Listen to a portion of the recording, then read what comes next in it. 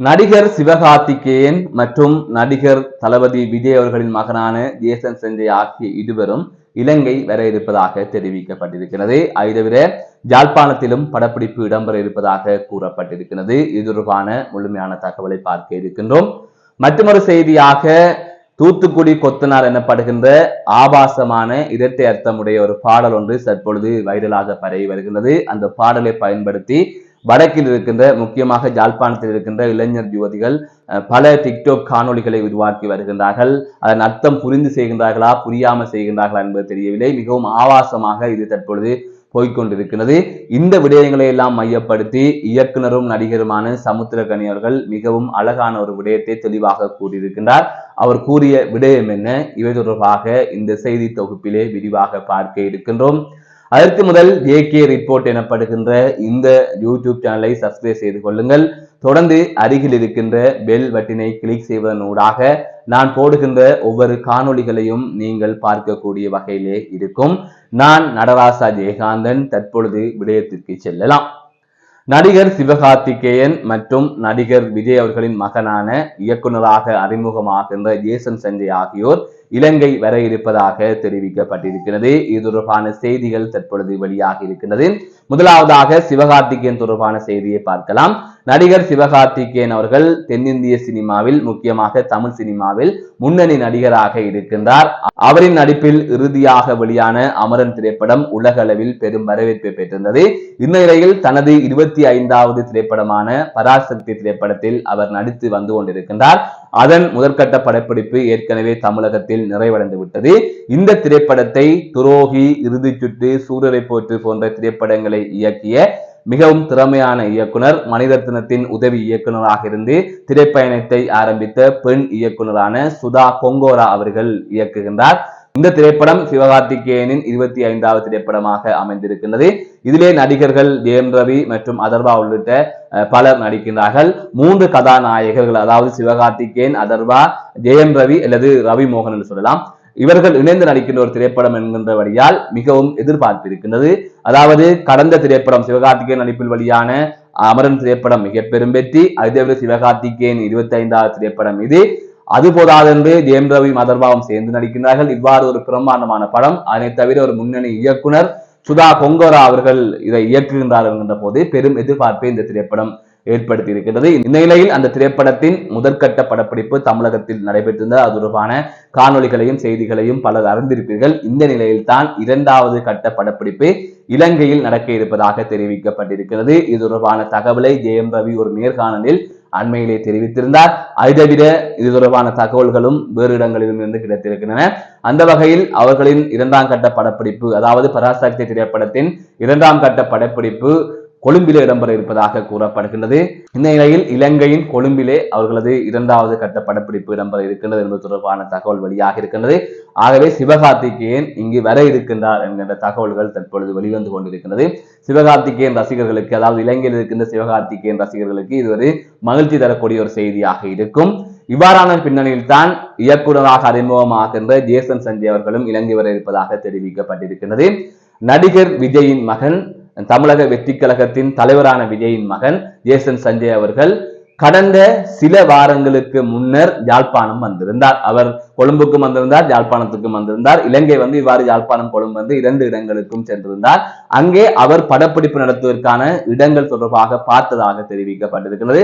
அதற்கு பிறகாக அது தொடர்பான இடங்களை அவர் தேர்வு செய்துவிட்டு சென்றிருப்பதாக கூறப்படுகின்றது. இந்த நிலையில் தான் அவரது படப்பிடிப்பை ஆரம்பிப்பதற்காக அவர் இலங்கை வர இருப்பதாக கூறப்பட்டிருக்கிறது. ஏற்கனவே படப்பிடிப்புகள் தமிழகத்திலே ஆரம்பமாகிவிட்டது. இந்த நிலையில் மேலதிக படப்பிடிப்புகளை தொடங்குவதற்காக அவர் இலங்கை வர இருப்பதாகவும் கொழும்பிலும் யாழ்ப்பாணத்திலும் அவர் சில காட்சிகளை படமாக்க இருப்பதாகவும் கூறப்பட்டிருக்கின்றது. அந்த வகையில் மிக விரைவிலே யாழ்ப்பாணத்தில் படப்பிடிப்பு நடக்க இருக்கின்றது. எனவே சிவகார்த்திகேயனின் திரைப்படம் மற்றும் ஜேசன் சஞ்சயின் திரைப்படம் என்று முக்கியமான 2 திரைப்படங்களின் படப்பிடிப்புகள் தற்பொழுது இலங்கையில் இடம்பெற இருக்கின்றது. இதனால் என்ன பயன்? ஏன் இந்த செய்தியை நீங்கள் சொல்லிக் கொண்டிருக்கின்றீர்கள்? அவர்கள் வந்தால் என்ன, வராமல் சென்றால் என்ன என்பது போன்ற பல கேள்விகள் உங்களுக்கு எழும். ஆனால் உண்மையிலே இது ஒரு சினிமா செய்தி. அவற்றை கலந்து இதிலே ஒரு விடயம் இருக்கின்றது என்று சொன்னால், இலங்கையில் சுற்றுலாத்துறை மேம்படுவதற்கு இவர்களின் வருகை என்பது மிக மிக முக்கியமானதாக இருக்கும். அதாவது சிவகார்த்திகேயன் இலங்கை வருகின்றார். சிவகார்த்திகேயன் ஒரு முன்னணி நடிகர். விஜயின் மகன் தனது முதலாவது படப்பிடிப்பிற்காக இலங்கை வருகின்றார். விஜயின் மகன் என்ன செய்கின்றார் என்று தற்போது அனைவருமே எதிர்பார்த்துக் கொண்டிருக்கின்றார்கள். அப்படி இருக்கின்ற போது இந்த இரண்டு முக்கியஸ்தர்களும் இலங்கை வருகின்ற போது தமிழகத்தில் இருக்கின்றவர்களுக்கும் வெளிநாடுகளில் இருக்கின்ற தமிழர்களுக்கும் இலங்கை தொடர்பான நாட்டின் புரிதல் என்பது இன்னுமே அதிகமாகும். இலங்கை என்கின்ற பெயர் அடிக்கடி அடிபடும். அவர்கள் அங்கு படப்பிடிப்பு நடந்த செல்கின்றார்கள் சொன்னால் இலங்கை என்பது ஒரு சிறந்த இடமாக இருக்கும். யாழ்ப்பாணம், கொழும்பு போன்ற இடங்களுக்கு நாங்களும் போகலாம் என்கின்ற ஒரு முடிவுக்கு அவர்கள் பிற்காலத்தில் வரலாம். அதாவது மாலத்தீவுக்கு போவோமா, நேபாளத்துக்கு போவோமா என்று யோசிக்கின்ற போது இலங்கைக்கு போகலாம். சிவகார்த்திகேயன் படப்பிடிப்பு அங்கு நடந்திருக்கிறது, விஜயின் மகனின் படப்பிடிப்பு அங்கு நடந்திருக்கிறது. இவ்வாறு இருக்கின்ற போது நாங்கள் இலங்கை பார்க்கலாம் என்கின்ற எண்ணம் வரும். இதனூடாக சுற்றுலா பயணிகளின் வருகை அதிகரிக்கும். இதனால் யாழ்ப்பாண மக்களுக்கும் பயன் இருக்கின்றது, கொழும்பு மக்களுக்கும் பயன் இருக்கின்றது, இலங்கைக்கும் பயன் இருக்கின்றது. ஆகையால் இந்த விடயம் என்பது இந்த நாட்டின் சுற்றுலாத்துறைக்கு ஒரு முக்கிய ஒரு விடயமாக பார்க்கப்படுகிறது.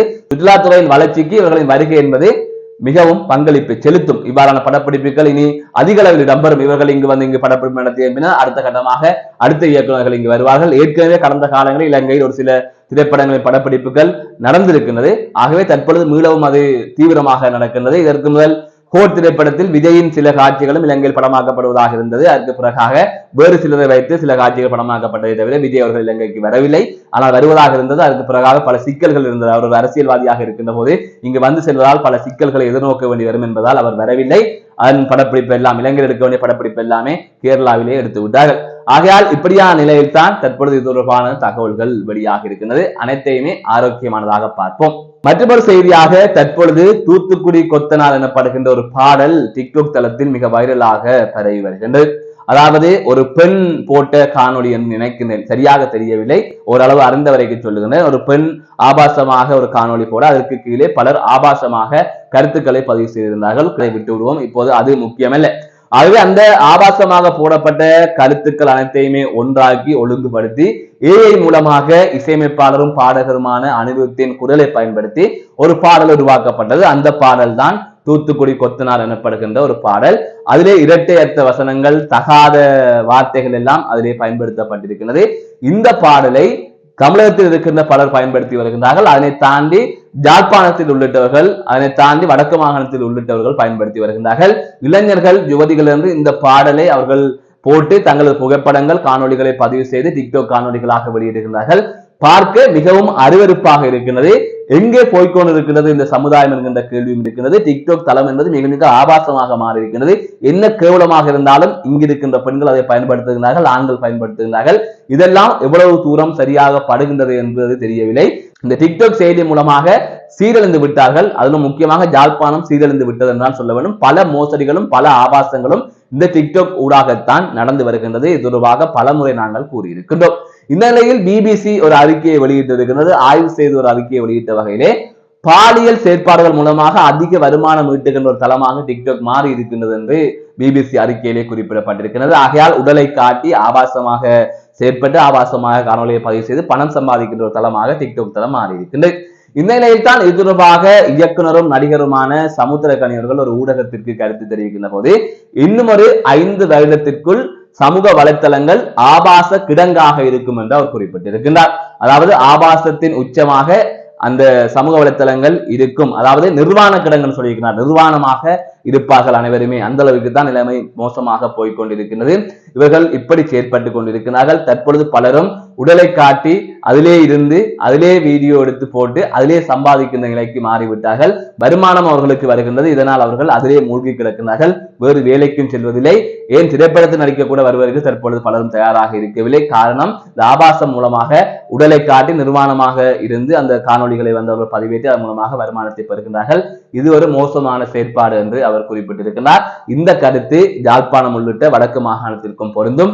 ஆகவே இவ்வாறான அநாகரிகமான செயற்பாடுகளிலே ஈடுபடாதீர்கள். பெற்றோர்களுக்கு இந்த டிக்டாக் சமூக வலைத்தளம் என்பது கொஞ்சம் அந்நியப்பட்டிருக்கின்றது. அதாவது பேஸ்புக்கோடு கொஞ்சம் நெருக்கமாக இருக்கிறார்கள். ஆனால் இந்த டிக்டாக் தளத்தோடு அவர்கள் கொஞ்சம் அந்நியப்பட்டிருக்கிறார்கள். டிக்டாக் பார்ப்பது வயது முதிர்ந்தவர்கள் குறைவு. இந்த இளைஞர்கள், யுவதிகள் தான் இதனை பாவித்து வருகின்றார்கள். அதனால் டிக்டாக்கில் புள்ளை என்ன காணொலி போடுகிறது என்பது தொடர்பாக அவர்களுக்கும் தெரியாது, அவர்களுடன் பழகின்ற அவர்களின் நண்பர்களுக்கும் தெரியாது. அதாவது அவர்களின் நண்பர்களும் வயது முதிர்ந்தவர்களாகத்தான் இருப்பார்கள். ஆக அவர்களும் சொல்ல மாட்டார்கள். இவ்வாறான நிலையத்தான் மாணவிகள், யுவதிகள், இளைஞர்கள், மாணவர்கள் என்று அனைவருமே இதனை தவறாக பயன்படுத்தி வருகிறார்கள். அந்த வகையில் தான் மிகவும் ஆபாசமாக இந்த தூத்துக்குடி கொத்தனார் எனப்படுகின்ற பாடலை வைத்து பலரும் இவ்வாறான அநாகரிகமான செயற்பாடுகளில் ஈடுபட்டு வருகிறார்கள். பெற்றோர்களுக்கு சொல்லிக் கொள்வது ஒரே ஒரு விடயம்தான், உங்கள் பிள்ளைகளிடம் தொலைபேசியை கொடுக்காதீர்கள். அப்படி கொடுத்தாலும் அவர்கள் என்ன செய்கின்றார்கள் என்பதை பார்த்துக் கொள்ளுங்கள். அது 18 வயதை தாண்டினாலும் பார்த்துக் கொள்ளுங்கள்.